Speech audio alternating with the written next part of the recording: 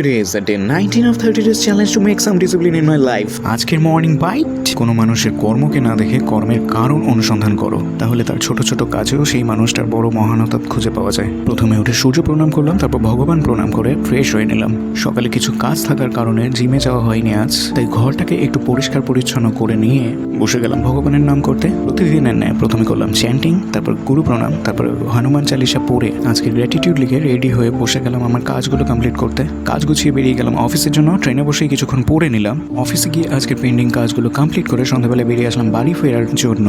বাড়িতে ফিরে একটু টিফিন করে বেরিয়ে গেলাম জিমে গিয়ে স্ট্রেচ আউট করে আজকে শুরু করলাম ওয়ার্কআউট। আজকে করলাম লেগের জন্য প্রথমে মারলাম স্কোয়াট, তারপরে ওয়েট স্কোয়াট, দেন গবলেট স্কোয়াট, তারপরে বুলগেরিয়ান স্কোয়াট, তারপর করলাম লেগ প্রেস, তারপর থাই এক্সটেনশন, তারপর লেগ এক্সটেনশন, তারপরে করলাম রোমানিয়ান ডেডলিফট, তারপর কেবিল রিয়ার লেগ এক্সটেনশন করে কাফ রেজেস করে আজকের মতন ওয়ার্কআউট করলাম কমপ্লিট। বাড়ি এসে ফ্রেশ হয়ে ডিনার করে বসে গেলাম আজকের লার্নিং সেশনে। দেন আজকের পিছিয়ে থাকা কিছু কাজ কমপ্লিট করে আজকের দিনটা করলাম সমাপ্ত। কালকে আবার একটা নতুন ভিডিও নিয়ে দেখা হচ্ছে, ততক্ষণ বাই, গুড ডে।